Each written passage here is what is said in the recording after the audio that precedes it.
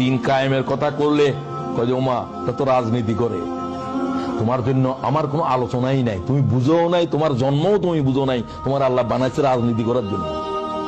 ইন্নী জাইলুন feel আরদে, খেলাফত itself a political word.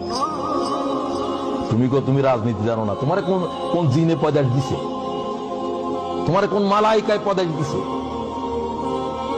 তোমার তো বানানো হয়েছে খেলাফতের জন্য। কথা কি বুঝো?